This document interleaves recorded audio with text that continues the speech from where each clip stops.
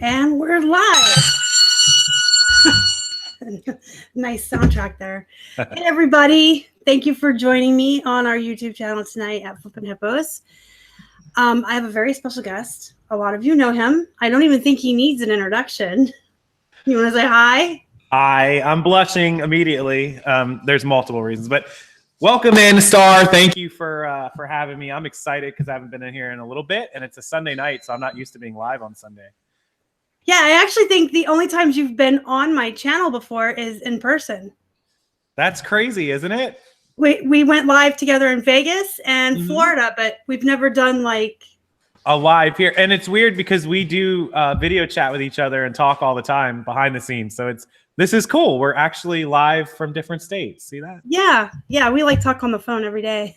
Yep. Pretty much. Well, actually, me and Star don't. Me and Keith do. Sorry. Okay. Yeah, you talk to Keith more. Wow, there is a lot of people already in the chat. I'm going to say hi to some people. I see Collette is here, Adam, Megan McWinney, Will, Justin, the other Justin, Adam, Yummy. And I know I saw Mideast Millie. And RBA, Justin, and Julie are all here. A lot of people I recognize. So thank you guys for coming over to Star's channel. Thank you. Yeah. So, okay. A hot topic right now in the reselling world is, it's like twofold, but I hear a lot of people talking, one, about how you can make this a job, make it your full-time living. And then I hear people talking about how they can't get started, if that makes sense. So, I'm trying to figure out where I want to start. So, okay, let's say you don't have to be rich to start reselling. In fact, this is a wonderful thing for people who don't have a lot of money. And the reason I say that is because you can literally start like selling stuff from around your house that you don't want anymore, and then take your first $20 and go to the bins.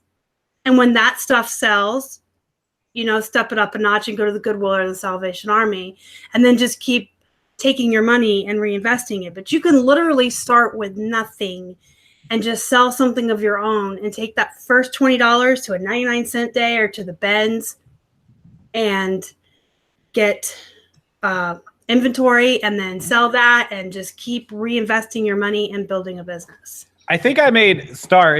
You don't have to be nervous. You like a little nervous. Like listen, I'm nobody. Everyone's like, I know I'm all good looking and I make the girls nervous, but it's okay.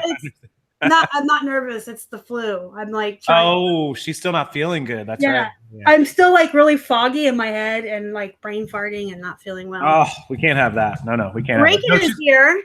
Raken is here. I was just going to say Raken Profit and our favorite Jamie Pace just joined us too. Yes. Does anyone know, Raken just asked a great question. Does anyone know if there will be another eBay Open next year?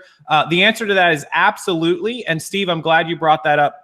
Star, we can talk about it later about eBay Open for beginners or experience and about people going to that as well. And what kind of benefits they can get out of going to Vegas besides partying with us. So and Steve, thank you. Yeah. So Steve, thanks for that question. I appreciate that. And Star's right. She just brought up a bunch of good points. And anybody who knows, I get dozens and dozens of emails. I would say one of the top 5 questions I get is from new sellers who are less than a month or less than a couple weeks in about how to get started with inventory, money, and selling, what to sell, where to sell, how to sell, why to sell, all that stuff. And so Star, we can start with whatever one you want. Maybe the biggest question, the financial side of starting. Yeah, like, well, why don't you tell your story? Because you came from like absolutely nothing and built yourself up by your bootstraps. Yeah, so I guess people do ask me that. I do get that quite often. I used to get it a lot more from people not seeing the videos yet. But I moved here to Florida. Here is Florida, if you're not familiar with me, in the beginning of 2005. I've been here officially 13, almost 14 years. And I moved here with only less than $3,000, which I used to buy the plane ticket, mail my stuff to Florida, which my parents lived here. So when I left where I lived from Maryland, I don't know that I had maybe $500 left over when I got here. And I didn't work a job for a while. And the first thing that I started doing was Craigslist. I was familiar with Craigslist in Maryland before I came down here. And I literally went on Craigslist with almost no money to buy stuff and started just looking for things that I thought were really cheap or that I thought were cheap. Take, for example, I remember one of the first things I bought. It was listed, the particular one that I bought was listed for like $30. And everyone else had it up for like 70, 80, 90 bucks, 60 bucks. And this one was for 30. And I realized it had been listed like an hour ago. And this was, remember, 2005, nobody was on Craigslist. There wasn't even categories on Craigslist. It was just like a for sale section, everything. There wasn't 15 different categories. So the items would sit for days and days. Items that we think about now that go right away. I bought the item. I called the guy up. He put his phone number in. I called him up and I was like, hey, if you still have it, 30 bucks, you live 5 minutes from me. I had to Google where he lived because I just moved here. And I bought it for 30 bucks and I went right back on Craigslist. I gave it a day. I didn't do it that night because I felt kind of bad. Knowing what I know now, I would have put it up while I was driving home. But I literally met him at the gas station near where my parents live because I didn't have a car. And I gave him the 30 bucks and I bought it and I put it back up for sale for, I think 70 or 80. And somebody offered me 60 or 65 bucks. I think it was 60. And I told him, hey, I can meet you at this gas station anytime tonight. Let me know when you're there. And they called me like 30 minutes later to tell me they were getting close. And I walked down to the gas station, sold it to him for 60 bucks. And I made $30, on one item without a car, without any money. It was that simple. And that was the start of my life. And from there on, it was every day going on Craigslist and just browsing. There was no Facebook Marketplace. There was no yard sale groups. There was no OfferUp. It was just Craigslist. And I lived off of Craigslist for the first 6 months or a year that I lived here. And eventually, after a few months, I got it up to making $200, $300, $400 a week, literally. And that's how I ended up buying a car to drive.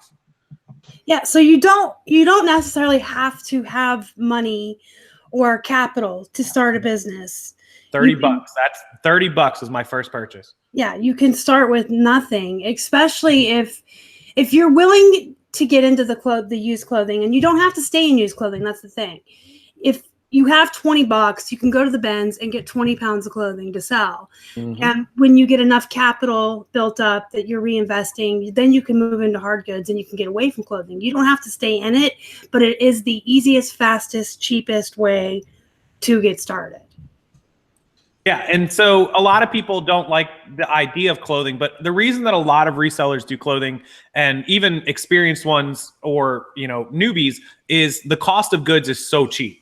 Like you cannot find, there's almost nothing you can get cheaper than clothing, to a point. I mean, where are you going to buy stuff for 50 cents, $1? That was Chewy. $1.50. Yeah, he was chiming in with his opinion. But yeah, 50 cents or $1, and not to mention as cheap as you can get it, but also what else is more readily available than clothing. So it makes sure that you always have a supply and an inventory source and a flow. The number one reason that any small business fails as far as selling goes, it doesn't matter what you're selling, is lack of affordable inventory. Number one reason. People think it's lack of money. No, it's lack of affordable inventory is always the number one reason. So that's why we do clothes. And that's why, even experienced people with tons of money buy tons of clothes. What's the big company on eBay? I'm drawing a blank right now. Oh, I know you mean that. BHFO. Yeah. They do $40 million a year in clothes. Well, why don't they buy more? They've got money, buy expensive stuff, buy electronics, because they can buy so much clothes for so little. That's why. Yeah.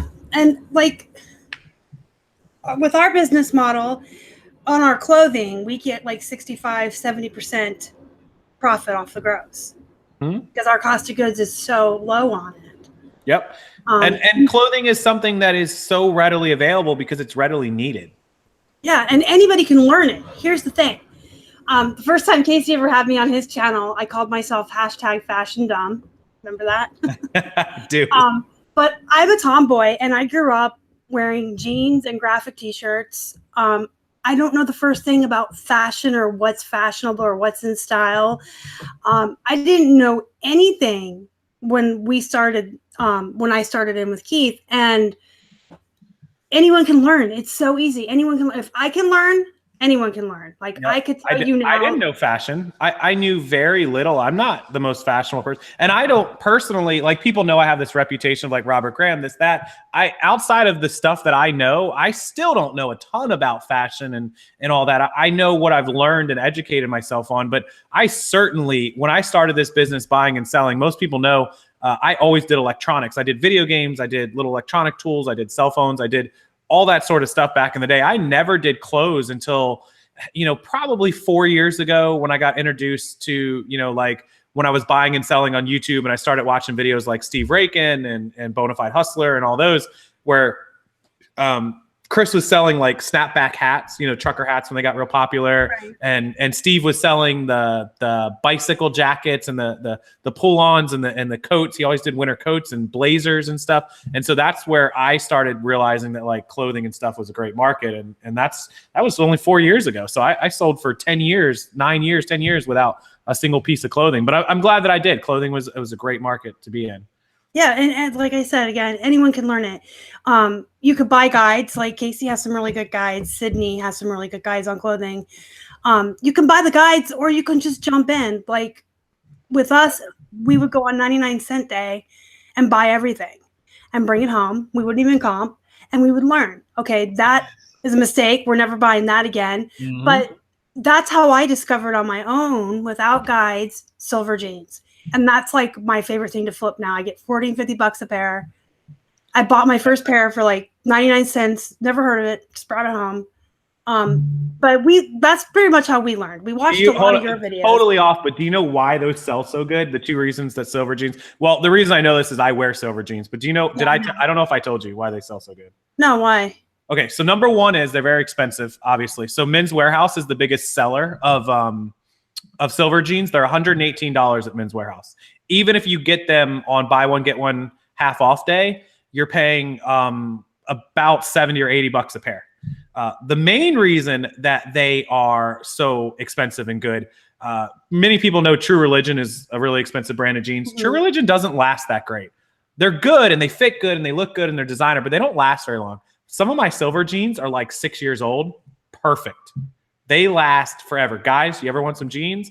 Go check out Star and get some silver jeans. I'm telling you, you will thank me later. $100 sounds like a lot, or 50 bucks even. They will last you forever. And that's funny because I also sell a lot of Gap and Old Navy. Mm. And I hear that that's why people like those. Now, they don't go for as much money, and I will only pick up Old Navy and Gap if I can find it for 99 cents.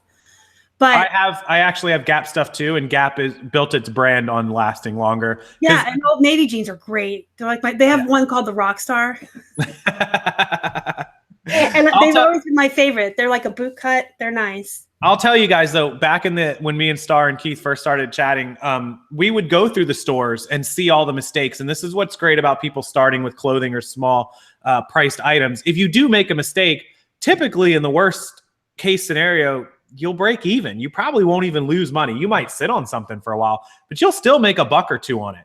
And making money is better than not making anything and losing money. You go out and buy a cell phone for 50 bucks and you make a mistake, you might very well be out 50 bucks. And people with limited capital can't afford those mistakes. And so a mistake on clothing, you go out and pay $2 for a pair of jeans. Even if you end up giving it away to somebody for $9 or $10, you're at break even. So thanks for the super chat, by the way. Oh, yeah, I'm live. I got to pay my entry fee for being live. Yeah.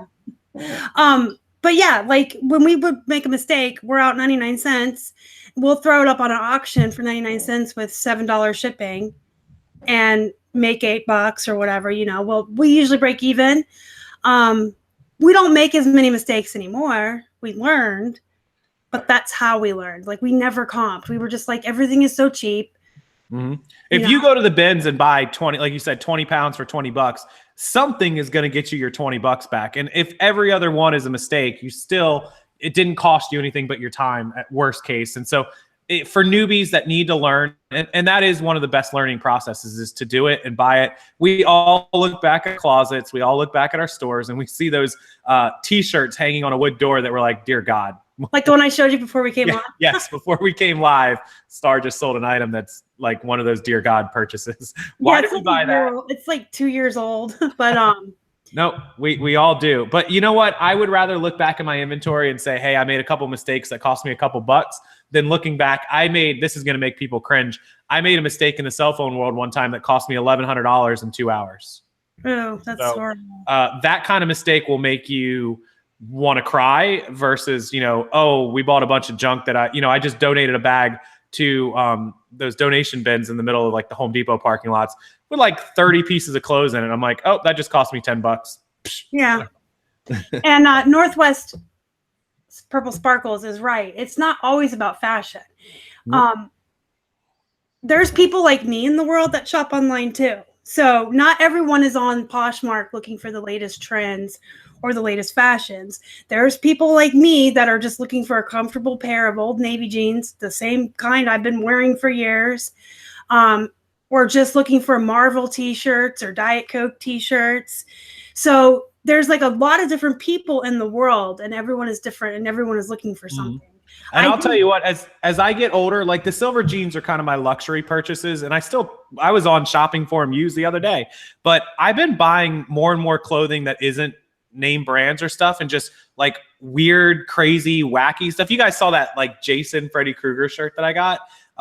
Stuff like that. Of course, I love my Robert Grahams and jeans and stuff for like going out, but I just want to buy comfortable stuff that's funny and cool. Like, I don't even care.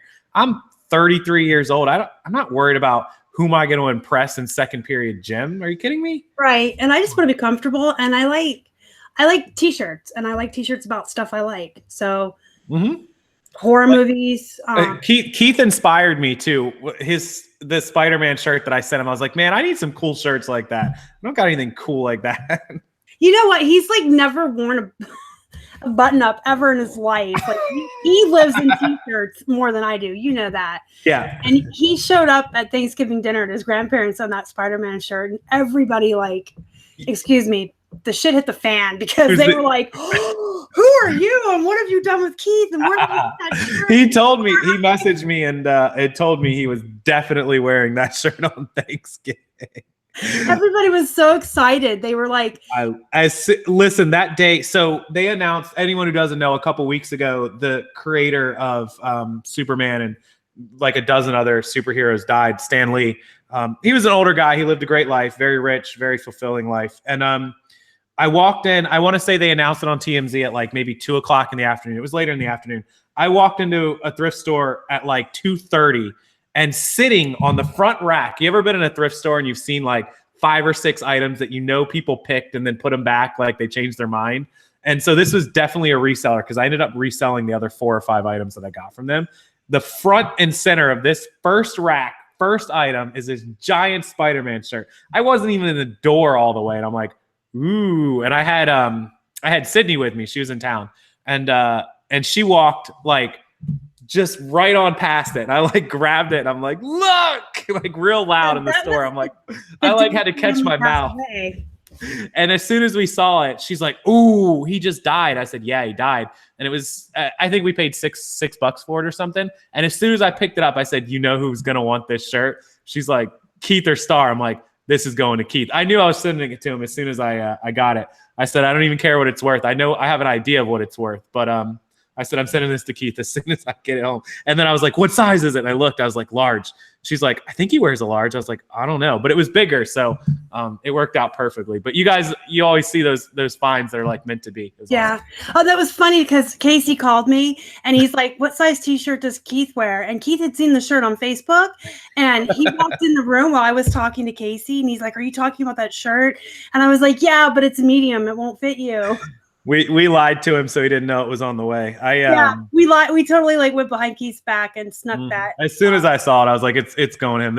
It was meant to be. I mean, we were in the car. I think we stopped and got food, or like fast food or Subway or something. And I saw the story that he had died. And then I was like, oh, we're going up to the thrift store. And I mean, literally within a half hour, I was like, this shirt's meant to be. I don't even care what it costs. And I was like, I'm like, please don't be damaged. Please don't be damaged.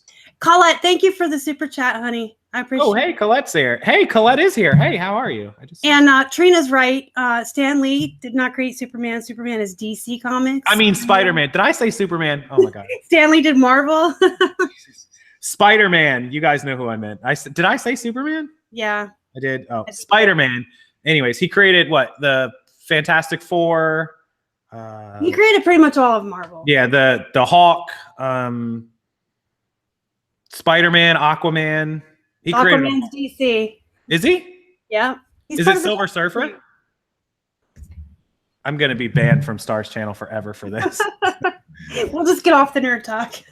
Off the nerd talk. I'm not nerd enough for the nerd club. Sorry. Yeah, Aquaman is part of the Justice League with Wonder Woman. Oh yeah, you're right. Okay, good call. Dave would ban me. Drive Time with Dave would ban me for this too. Captain America was another one I know he was big on. Yeah.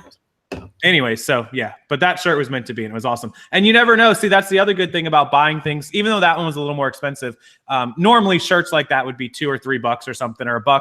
You go in and buy like that, and you score. I mean, that shirt probably. What do you think, Star? I could have probably got like $40 for that, right? Probably. Yeah, I mean, 50. And so when you're buying and selling bread and butter, and like we are, and you do good, you turn your $1, your $2 into $20, $15, $30, whatever. And then you hit your scores. I just sold a Gucci shirt for $70. I sold a jacket 2 weeks ago for $150 that we paid like $5 for. I mean, so there's opportunities for home runs without, a lot of people are like, oh, you have to risk a lot to make a lot of reward. No, you can make little risk and get home runs. It happens all the time. So. Yeah. Absolutely. Yep. So I love the idea of people being able to start a business with little to no money, because that's myth number one in small businesses, that you need money, and you don't. You absolutely don't. I get that email at least a half a dozen times a week. How much money do I need? I only have $500. Can I start? I don't feel like I have enough money. I'm like, what? You have plenty of money. Are you kidding me? Or I have $200 or $100, or I don't have any money, which is on your next topic. If somebody doesn't have any real money to invest, or that they can afford to lose, how do we go about getting them started? What's our next way of them getting in? Well, that's when you sell your own stuff. Bam. So everybody has, on average, there's a news story, and it's been going around for years, but it's almost a proven fact. Every single person has at least, and this is a big number, $450 worth of sellable merchandise in their home that they no longer use or no longer need. $450. And you know what? I think that's absolutely true. And I can tell you right now, if I went in my closet and pulled out everything I didn't wear, every shirt, every jean, every dress pant, shirt, tie, whatever, I guarantee you I'd probably have 50, 60 listings to put up on eBay right now. Mm-hmm. Easily. And at $10 a piece, 50 listings is $500. And that's not even talking about how many DVDs we must have back in the day, circa 2008, when me and Kate got together. We bought a DVD every Friday night, literally for months. We must have 300 DVDs. Now they're not worth very much, but if I put them in a lot, 300 DVDs, 200 DVDs, $99.99, buy it now, $20 shipping. There goes my DVDs for $100. We haven't watched one of them in 3 years. Yeah. And, we sold I shouldn't say we. Keith sold a lot of his stuff in the beginning that he didn't anymore, like nerd stuff that was really expensive.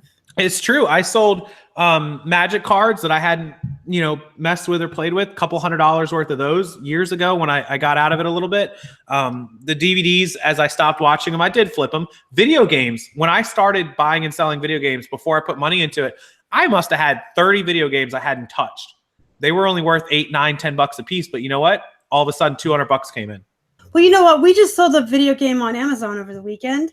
$10 plus shipping, so like 13, 14 total. But it was just sitting around the house. It was for PlayStation, and we switched to Xbox, so we weren't using it. It was just sitting around the house doing nothing, and it was like $5 free ship on eBay when he comped it, but it went on Amazon for $10. For something that's just sitting around, why not? You have no idea. Go. Anybody watching this video, whether it's tonight, live, or later, go through your house. Literally go through your house. It'll take you 15 minutes. Count up the DVDs, the Blu-rays, the video games, the DVD player, the clothing, your ties, your shoes, whatever you haven't touched in the last, I would say 6 months is fair, but definitely if it's been more than a year, 6 months at least. I guarantee that $450, you might not think it's true, but you'll hit it in no time. And $450, half that much, even $250, $225, that goes a long way in starting a reselling eBay career. So if you don't have any money to get going, or you don't want to risk it, go around your house, make the list, and watch what happens. Like, I want people to come back to your channel later and comment how much stuff they found in their house, or how many items, or how much they listed, or if they make money. Like a week from now, a month from now, just come back and update Star and tell her, like, oh my God, I found $200 worth of stuff in my house. Yeah, and thank you for the super chat, Lance. I appreciate that. Lance in the house. And Cato Creek Traders, that's Trey, right? Yep, Cato Creek Traders is Trey Whitlock. He's down in the Big D, Dallas. You guys might have seen. I helped him with some customer service once. Yeah. So you know what, Trey? I will say, Trey, anybody who doesn't know Cato Creek Traders, you can check him out. He's on Instagram under the same name. He is a monster at buying and selling, and he's just as, do you know what he collects? He's a nerd like you. He's part of you. Do you know what he buys and sells? He collects? He's into monsters, like like the Universal Studio monsters? Universals, Frankenstein. He's into all that stuff. Check his store out. He's got an incredible collection. It's ridiculous. I don't know if you saw it, but Katie Silverberg went live from Arizona while she was thrifting yesterday. And Vicky comes around the corner and she had this look on her face. I'm like, what is she up to? She looks so cute. Like she was up to something.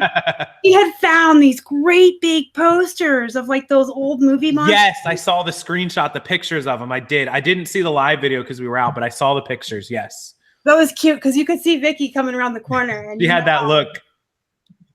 She's like, always up. She's always up to something.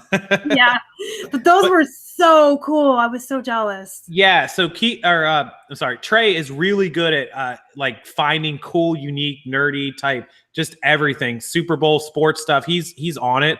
And he's in the Big D's down in Dallas, and Texas is known for its good thrifting and yard sales, but he's an estate sale expert. So he finds typically rich stuff. He took me to mansions that were like, I kid you not, like $5 million. And these people collect stuff with a lot of money. So he would get stuff for nothing, like a couple bucks that were like home runs. So it was pretty cool. He has a huge poster of King Kong that his son grabbed from him and hung in his room. So he's into that cool. Yeah, he's definitely into that kind of cool stuff. So there's so many places to get cheap stuff too. Think about the cheapest shopping places: yard sale, garage sale, estate sales, which is depending on where you live, estate sales are inside. But, if you live in Texas, California, Arizona, where Teresa is and Vicky and Katie were this week, and Florida, where I am, of course, and even Georgia and a lot of states, you can go estate sale, yard sale, garage sales all year round.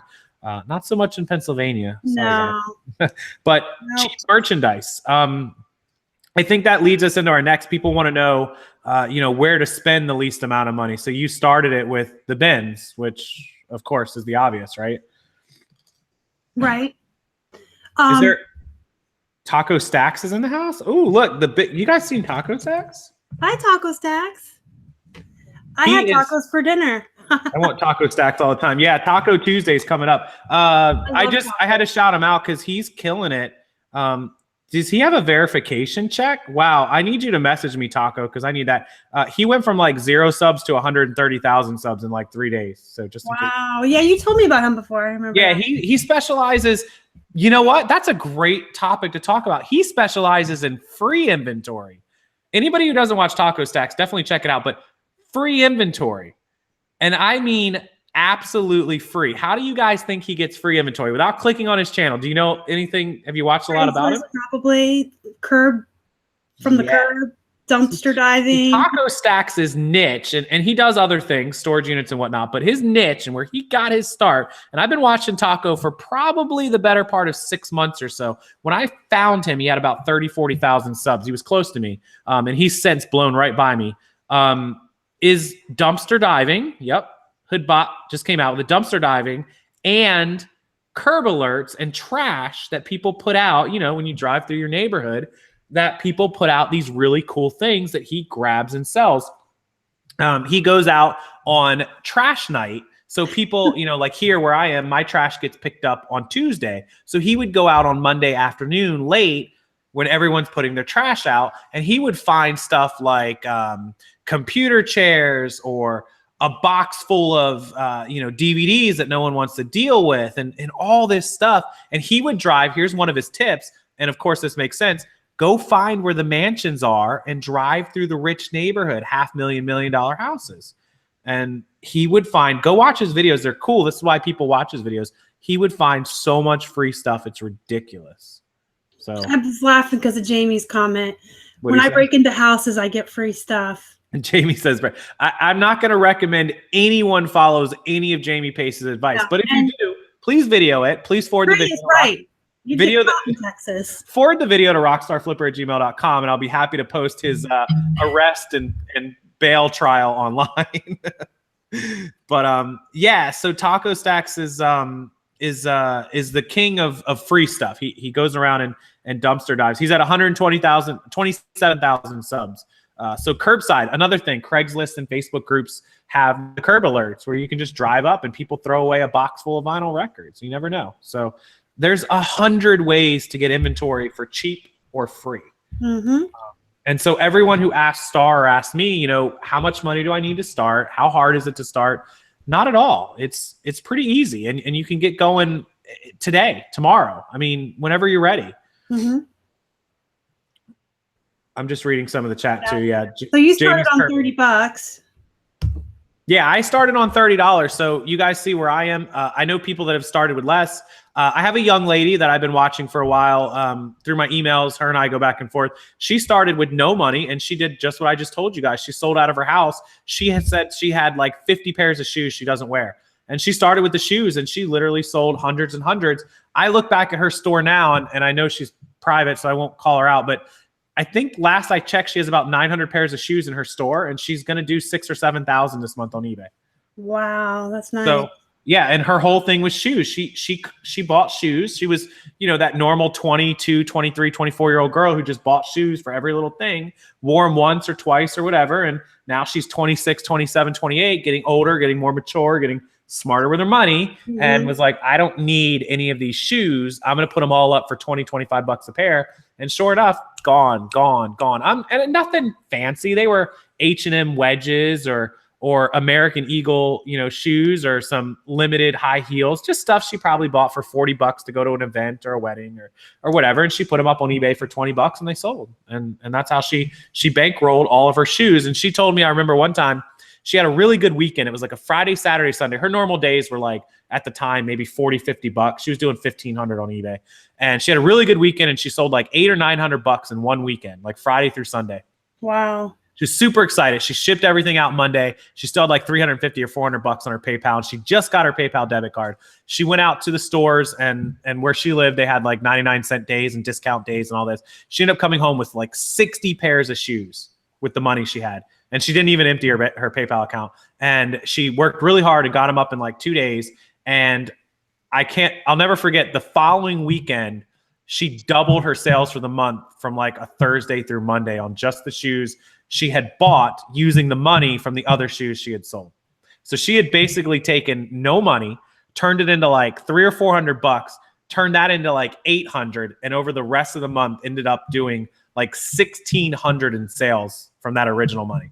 Yeah, you just got to keep rolling it over. That's what you got to do. Investing, reinvesting. And you can eventually get out of clothes. We're moving that way, but I think I'm a lot like the Rally Roots where I don't think I could ever give up thrifting. That thrill of the hunt. Yep. I love going to a thrift store or a yard sale and digging and finding those gems. So even if we like ever 100% was doing hard goods, there would still be clothing in my store because I still want to find the vintage t-shirts. I still want to find the Robert Grahams.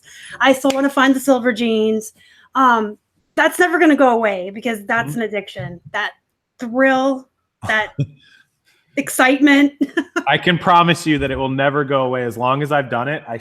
You guys see me. I mean, when Sid was here and even this past week, my little storage auction thing, I used to sell storage auctions back in the day, and storage auctions are even cheap. I bought a storage unit last week for $30 and it had all those shoes, the Gucci shirt, the Moschino Italy shirt, the True Religion shirts. I'm going to get I've already sold over $150 from that unit in 1 week. I'm going to end up selling $500-600 out of that unit easily. And that was a $30 storage unit, 30 bucks. We're watching one right now. I think Keith told you. Yeah. It looks like it's just full of shoes and it's at like $10. If it like doesn't go much beyond that, like 20 or 30 bucks, even if they're not like banger shoes or whatever. What is a banger shoe? I don't know what a banger shoe is. You mean like home runs? Yeah, a banger shoe. Like banging good. Banging good, wicked good. No, Wicked good. Ooh, wicked good. That's like even if they're like just okay shoes. If I only paid $30 for a storage unit with 100 pairs of shoes in there, I'm gonna make my money back. Or and then some, right? So yeah, we're watching it, but a lot of times they'll go like at the end, they just shoot, they skyrocket. Sometimes my tip to you, and I'm sure that Keith is listening or will be listening. The storage unit that I bid on and that I waited on, and I messed up on the second one, I had two, but I waited till those ones were ending at like 4:30 in the morning, which was crazy ridiculous. But I was up. I just happened to see them because I always check the storage units off and on every few days or so. And I happened to see them at like 1:30, 2 o'clock in the morning. Everyone knows I go to bed at like 1:32. And I saw them and immediately I'm like, whoo, wait till the end. And here's what happened. So the one that I won was at $20 and they're in increments of 10. And so I had to bid 30. So I was like, all right, I'm going to bid 30. I'm good with 30. And then sales tax, of course. So it was like $33. And the other one was a bigger, huge unit with jerseys and jackets and sports stuff. And so it was like $220. And I had to go to 230. And so I waited. I stayed awake as long as I could. It's like 2:30. My eyes are like closing. It's ticking by. I'm like, I got to make it to 4:30. Got to make it. So at about 3 o'clock, I was ready to die. And I went ahead and put my $30 bid in and my $230 bid on the other one. And whoever I was bidding against on 230 must have been awake or set an alarm or something because I ended up losing that one. And they must have bid on it at like 4:15 in the morning. And the other one ended up winning. So if you wait to the very, very end, you can set a max bid like eBay and it will bid on your behalf. But just wait to the end on them. And you can pick up storage units here in Tampa. I see, like, let's say there's 10 ending. 5 of them end under $50 all the time. That is so cool. It's crazy. And once you have it. You know, I told Keith, I said, even if we get it and the shoes all suck, I'm still going to make a YouTube video about it because people like to see when we fail too. They like to see that we're human. That's right. The real side of it, the realistic side that not everything is profitable. We lose money. It happens even once you're experienced. And I lose money. Crap. I bought, most of my losing of money now is just me being like over anxious and greedy. Like, ooh, look. But the reality is not everything is bankable. And that's why when you're starting off, you want to start with these low purchases where if you do happen to make a mistake and you lose money, maybe it's $10, maybe it's $30. It's not going to cause you to not be able to make your mortgage this month. That's a mistake I see people. And I'm actually glad that came up. A guy that told me, he had, I don't know, a couple $1,000 in his savings account and that he was barely able to make his bills every month and that he was taking a little bit of money out of his savings account every month to have groceries and gas. And he wanted to go spend that money on a wholesale lot, like $3,000, I don't know, $2,500, something like that. And I was like, no, like you cannot do that. You cannot spend your safety net or your bill or whatever. You can't do that. You can't mortgage your house to go open a business. It's silly. 80% of all small businesses fail. That's a fact. And so by doing what we do by, these storage units or bins or yard sales or whatever, you're spending money that, okay, so if you fail and you lose money and the worst case happens, you can't go out to dinner this weekend or you can't go to your friend's party or you can't do this. You're still going to be able to live in your house and buy gas and groceries and get to work. So Right. Exactly. So keep the risk low. And once you build a bankroll, feel free. Go buy a $500 storage unit on a whim, but make sure that you know what you have and how much you have to risk. So don't go crazy once you start. Yeah, Collette says I should have set an alarm clock. I know. I tried and I passed that out. It was like 3:30 in the morning. I was dying. Kate's over there telling me like, I can't sleep. The light on your computer's on. Turn your crap off. I'm like, there's an auction. Shut up. I was actually up that night because I couldn't sleep. And I saw you on Facebook at like 4 a.m. talking about storage units. And I'm like, oh my God, he's nuts. What is he doing? I was trying to make sure I wasn't typing $3,000 rather than 300. Literally, I'm like one finger punching these numbers and I'm like, I'm like slapping myself. I got up and made like this giant glass of green tea, which is like my thing. And I'm like drinking the green tea, like sipping it slowly. I passed. I fell asleep with the laptop laying in bed. That's how bad it was. That's so funny. But at least I won one storage unit and it was awesome and it worked out. And I hope you guys win. I can't wait to see you guys win one. That's the fun part too. When you go screenshot what you won, the pictures on your computer of the photos that they give you to bid on, And then when you go to the unit, video it and see, make sure that it like the difference of what it looks like and how it is and stuff. It should be the same just to protect yourself. Right. I'm seeing what my cha-chings are. She's selling stuff. Whenever I'm on live with people, they sell stuff. Meanwhile, my phone doesn't do anything. What is up to everyone? Flipping Hustler in the house. Justin's still here. Holly's here.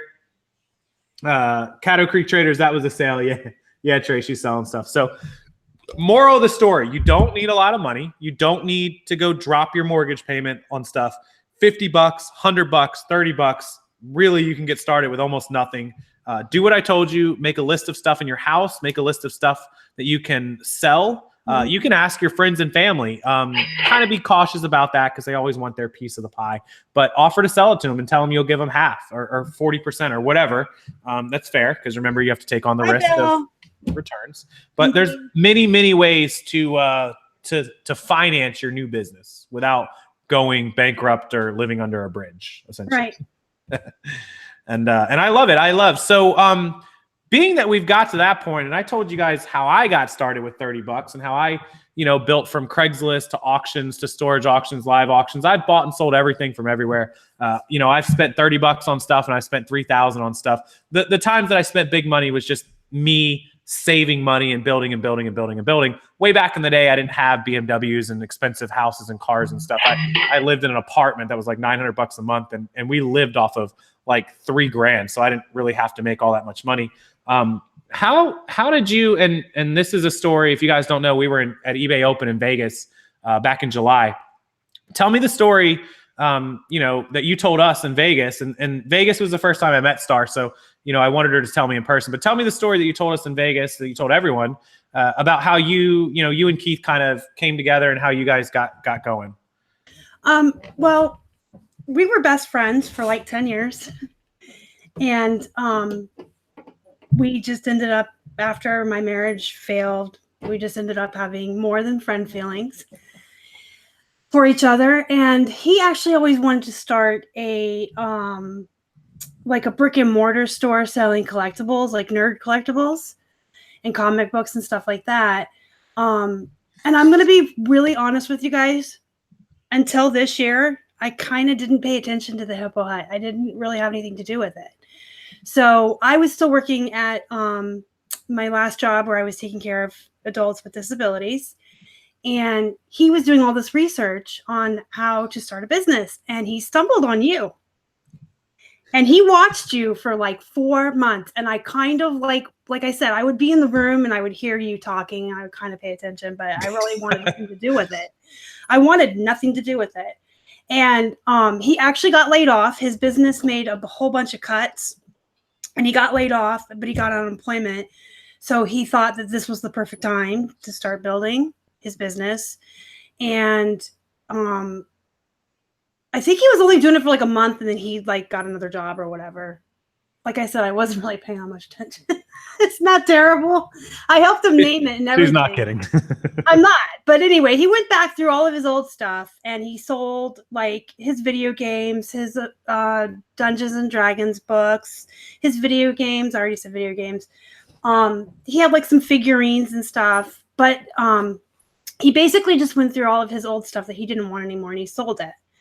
And then he took his $20. The first $20 he made, he took to the bins, and I went with him. And that was when we found the Beanie Babies. Those of you that are familiar with the very first video I ever made, we found the Beanie Babies. We thought we had hit pay dirt, and we thought we were going to be rich. And then he took everything he got from that first trip to the bins, flipped it, took that money, went back, and he just so he basically started with nothing.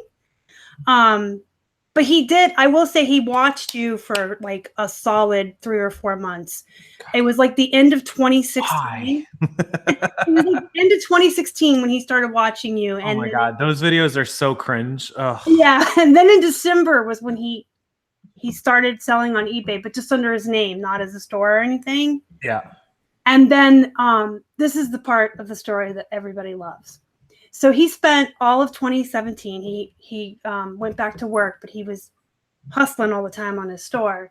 He spent all of 2017 building the Hippo Hut up so that it would be able to support at least one of our incomes. And his goal was to quit his job at the beginning of 2018 and come home and work full time doing reselling. And it was around January this year when it became clear that my injury was not getting any better and I was not going to be able to go back to work and I was disabled.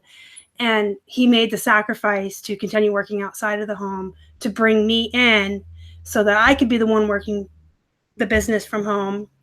And it's supporting me. This is my income now. Like, and he works outside of the house. And that's the part of the story everybody likes. Like, I ignored it for a year. I wanted nothing to do with it. and then after the eventual fast forward a year later, it ended up being you. I can't work. I'm disabled. And so he said, well, then I'll keep working outside the house and we'll just build it up to support two people. And he does. And so the only anger, listen, resellers behind the scenes, a lot of us, you guys know, a lot of us talk or whatever. We might disagree on something or like, okay, whatever, that video sucks. Let's move on to the next thing. There's one thing I'll never, ever, ever let Star live down for the rest of our lives is because that decision happened and it worked out this way. I only get to play World of Warcraft with Keith like one night a week, and it sucks because he doesn't get to stay at home. He has to work a real job. So just so you know, I always have some like 1% of anger at you. Just FYI. Yeah, but we're like this close. Like we're looking at probably by spring, summer of 2019. He'll be. Yeah, and you know what? So back to what you were saying about transitioning. Once you start clothing and buying other merchandise, once you bankroll, and you guys did a really good job of bankrolling, of saving some of the money and reinvesting it. Keith has started looking outside of the clothing. Now you're still buying clothing, you're still thrifting, you're still doing everything that you normally do, but he's buying, diversifying. Of course, that's my smart word for the day. Rockstar's dictionary for the day. But he's diversifying into items that are more money, but much better return in order to much more risk. Yeah, more risk, of course. And we experienced that this week with you guys, or last week, which you made the video about. If no one saw it, it's down below, and I'm sure Star can link it, but you can just click on our videos about some risk, a higher risk item and eBay's seller protection and how it all works out. And I don't want to give away the video, but there's going to be an update, right? There is definitely an update, and I want to keep my show family friendly, but I have a few choice words to eBay and the buyer, but I'll do the update video. Yeah. So we'll tease that. You have to come back to Star's channel, subscribe, and notices on notifications so you get it. But long story short, they sold an expensive item, a higher risk item. There was an issue with the buyer. Item not as described, which was not fair because it was described completely properly. It was a no return for parts and repair, no return item. And the buyer, of course, tried to pull the normal buyer thing, like I'm going to buy it and then try to return it, blah, blah, blah. And if you watch the other video, you'll get the whole story. But there ended up being an update to it. And I'm just going to tease it, but I kind of suspected what might happen after the midway of the story. So just go back and watch her video about the eBay seller support. And then I don't know when you'll have the update up, but whenever that comes out. Yeah, update will probably be Wednesday.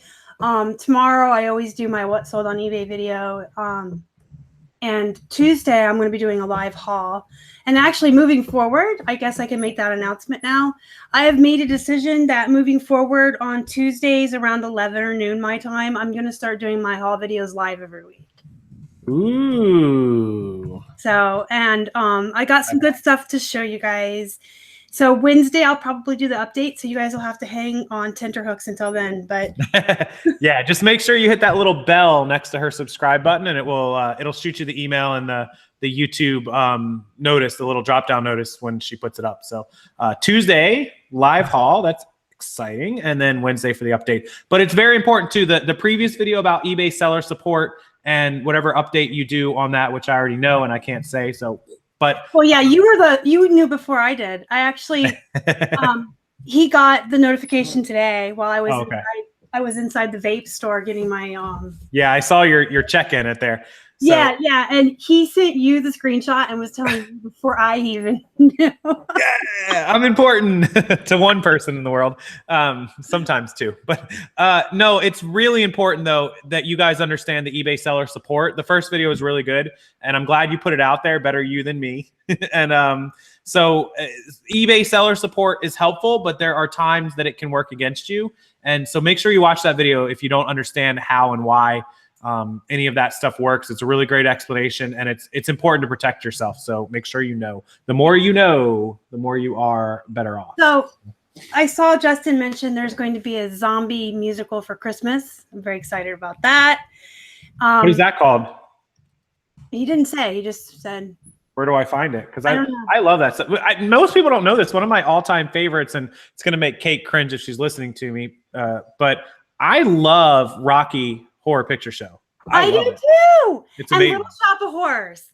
You gotta love Little Shop of Horrors. I mean, yeah, I like Rocky Picture better, but I like them both. Yeah, they're both good. They're both good. One of my other all-time favorites, like from way back, if you watch Netflix, kind of has it on the Twilight Zone and all the old stuff. But I love the Twilight Zone, and I love like the Tales from the Crypt used to be on demand, but they got rid of it. I love Tales from the Crypt. Polly loves the Rocky Horror Picture Show. Yeah, God, I love it. Collette is there, but yeah, that's one of my favorite. Probably like musical show movies things. Tales from the Crypt, man, I remember my dad watching that when I was like 6, and I'd be sitting in my bedroom like not allowed to watch it, and I'd see it like out the crack of the door. That little dude scared but you know what, now I love Tales from the Crypt. And one of my favorite finds that I ever sold, I wish I had kept it, but it was like a medium. I bought year 5, so Halloween Horror Nights here in Orlando is on year 27. So this was 22 years ago, which would have put us at 96, was year 5 of the Halloween Horror Nights Universal. And it was the theme from Tales from the Crypt. And I got a shirt with the big guy on it with Tales from the Crypt. Oh, I'm so jealous. I bought it for $1. It was 99 cents at Salvation Army. I sold it for $55 in one day. I totally missed the price. I should have got like 100 for it. But I wanted to keep it. I should have framed it or something. But it was super cool. I would have kept it. Yeah, it was super cool. It was awesome. So we got like about 10 minutes left till we hit the hour mark. So okay. I guess we'll open up the floor for questions. Yeah, put them in the questions. If you guys have questions, concerns, comments, complaints about Star but not me. Complaints about Casey but not me. Anything you want while I'm here. You guys got me. And I saw Collette say that Keith is real. He is real. Many more people are. What is with this Keith is fake, like conspiracy? There's like a hashtag going around like Keith's not real. Yeah, he's real. Casey's met him in person. We were just at Colette's house last night. So twice I've met him. He's definitely he's legit. I didn't make him up for like tax purposes. Calling him out. You know what else is funny about Keith? And this is in a good way. He's exactly the same as he is in our phone calls and our videos in person as he is in he's the same right across the board. There's no 3 different Keiths. He is Keith. Yep. And I would have to say I'm probably exactly the same, except I swear a lot. Yeah. Okay. So anybody who's not familiar or not a YouTuber, YouTube doesn't mind if you use curse words, but if you're like beep, beep, beep, beep, like a episode of Cops, you're done. And that's how I actually really talk in real life. Yes. If George Carlin and Tarantino had a kid, good times. Like so, every other word out of my mouth is the F-bomb in real life. Her record in St. Augustine was like 4 words. There's no doubt about it. Yeah. So yeah, and see, YouTube will demonetize you, which is okay, whatever. Like even if you don't care about the money, but if you're consistently doing it, eventually they will take your videos down. You will get for like not being family friendly or something stupid. Well, and it's beyond like the money. Like yeah, the money doesn't matter. Your video won't stay up. But I want to be family friendly. Like I want people to be able to watch my channel with their kids. With their kids in the background, yeah. Yeah, I want to be family friendly, and I just want people to be able to watch. That was something I never thought of. Offend anybody either. You know what I mean? Yeah, it's tough. Like you want to be real, but you also want to be respectful too, because there's all kinds of different people who watch us. I never used to remember. Like I would catch myself a lot remembering that I had like say a 35 or 40-year-old person watching me with 2 or 3 kids in the background. And I'm like, oh, I need to like realize they've got, or some people, you know, the biggest realization was when it was a joke, but then I took it seriously. They were like, oh, I've got you up on my 60-inch TV. And I'm like, oh, Jesus. And then I'm like, who else in the house is watching me on 60?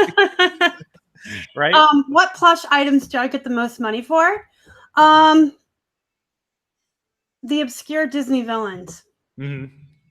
We had a little tiny Sir Hiss from Robinhood that went for like 45. Wow. And oh yeah, I saw that. Yeah. So that you saw the big one that went for like 60. But the obscure villains from like the classic Disney, and they're really hard to find. You're gonna find like once a year. That they get a good bit of money. On the regular, the Classic Toy Company. I know I always tell you guys about them, and I squeeze them into the microphone so you can hear how cheaply made they are. But like I just sold a Classic Toy Company Dragon for 18 plus shipping. I was trying to add it in my head. We'll just say 18 plus shipping. Within 3 hours of listing it. Wow. And I just sold. He's packaged, but he's going out tomorrow. He is a giant husky dog. Ooh. And what's he weigh? I don't know, but they paid shipping like $8, and he was like, that's good.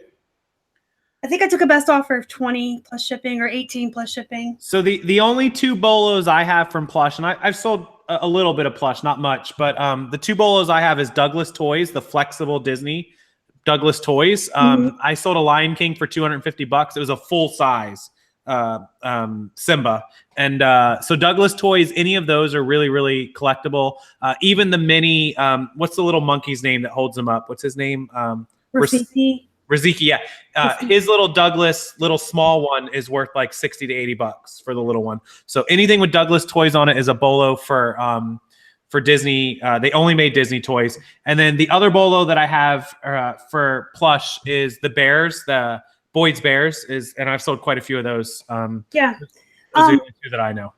Boyd's Bears, I would call like the ties of the Plush world. They're small. They don't weigh a lot. They usually sell for like 12 to 15. Right. Yeah. Most Boyds are cheap. She's right. Yeah. 12, 15, $18. They sell quick though. They get a lot of hits and a lot of searches and views. And if you can get a Boyd's Bear, so the year cutoff appears to be like 88. There was some kind of change in 86 or 88. I have to look again. Somebody can fact check me. Jamie might know this, but whatever year it was the cutoff is before that. They're easy like 30 to $50 on those ones. So I have a gremlin in my store right now for 70 plus shipping. Yeah. So there you go. So there's some of those. I'm not the best with Plush, although before I forget, Star, I just had a huge opportunity on Plush come to me, and I told him absolutely, it's like dirt cheap, like pennies, and it's shippable. So remind me after the show. Okay. I'm talking like 100 pieces of Plush for like $25. Yeah. So yeah. So I'm like, ooh. So just and I have no idea what it is. It's random, but I did see some pictures. So yes. So remind me. Put it in your little notepad. I saw a question about shipping in here. Let me pull that up. I'm like using a new laptop. Oh. And I don't like the mouse. Let's pick up at my house. Sometimes the next day. Ask my shit. What do you do about shipping and tracking and scanning? So I have a pickup at my house. I did. They've since stopped. But typically you can go on USPS and schedule a pickup, and your driver will come to your door and knock on your door, and you can hand it to them, and they can quickly scan. I mean, if you have 5, 10, 15 packages, that's perfectly fine. If you're somebody that's shipping 50, you should probably schedule something else. If you decide to go into the post office, obviously, you can stand in line and get a receipt and scan it. If you don't want to stand in line, they usually have the little dump areas where you can dump it in the bin or whatever.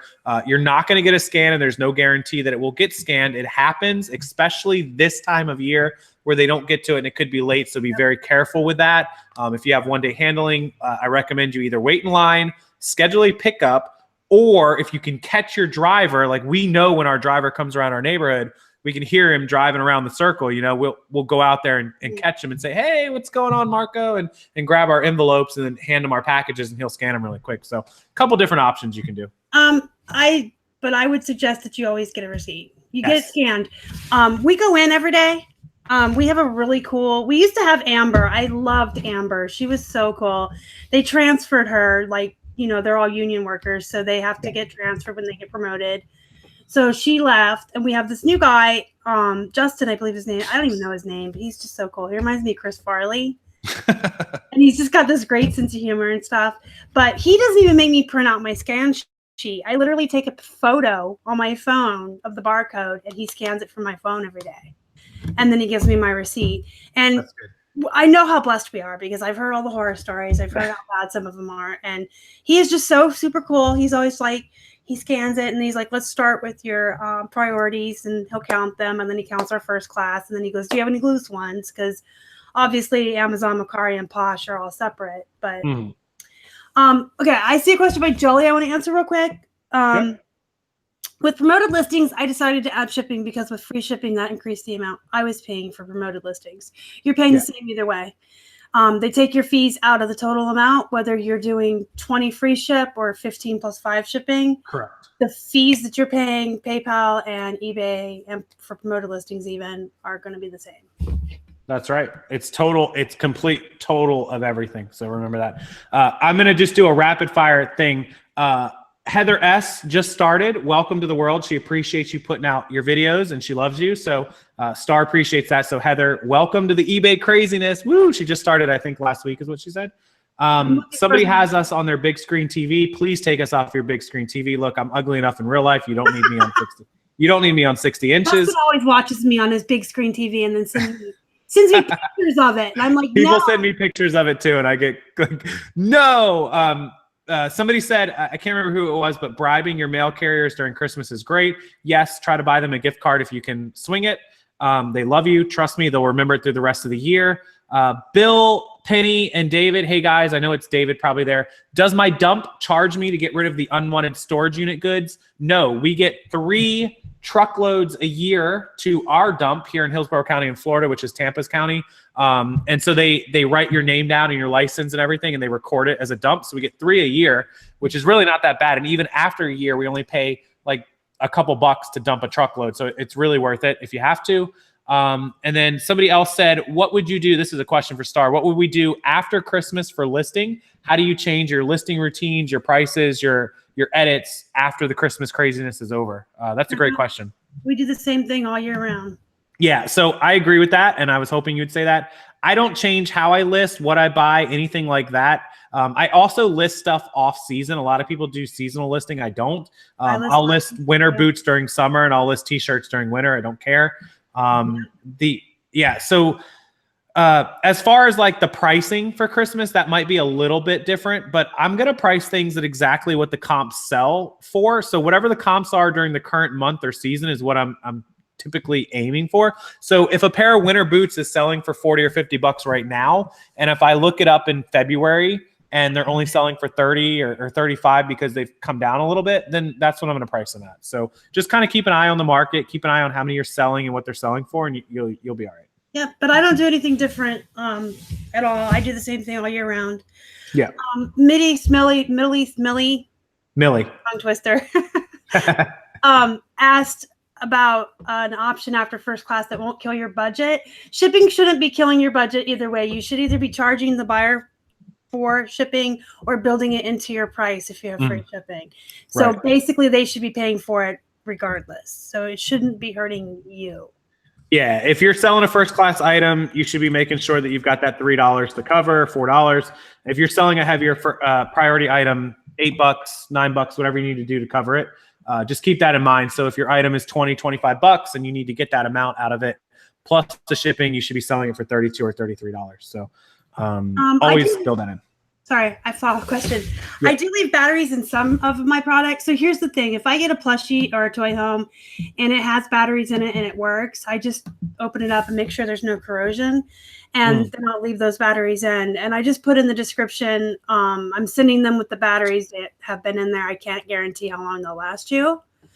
But if I get it home and it doesn't have batteries in it, I put my own in to test it just to make sure it works. But then I take them out because I'm not giving you my batteries. And then I'll just say batteries not included. Yeah. So I do the same on electronics. If they have batteries and it like I hit a button, it lights up or it works or I've tested or whatever, I always take the batteries out. A lot of the danger is from the batteries being in the item. And so we just grab a little piece of bubble wrap and wrap the batteries up and stick them in there. And I put that. I may or may not put it in the descriptions, even though I've been doing it more recently. But if I sell an item like that, I always message my buyer and I say, hey, the batteries are wrapped up in a piece of bubble wrap. Please don't forget to grab them and don't throw them away. So I do send them out. Sometimes I'll put a cute note Like we'll take the batteries out like you and put them in bubble wrap or a Ziploc bag, and I'll put a note that says, "Hi, my batteries were removed for my journey to my new forever home, so that I didn't talk to the post office on the way there or whatever." Plot twist: somebody thought that the stuffed animal actually wrote that note, and is completely freaked out to this day. Yeah, I do put little notes in with my guys when they go to their new forever homes. We've been on for about an hour, so you guys, if you have any questions, shoot them now. And if you decide to roll out or leave after you're done, hit the like button before you leave. It's very important because, one, it lets Star know that you actually enjoyed us, liked her, and everything about it. And also, it does help the search ranking of the videos, which will allow other people to learn some important things and help her out in the future.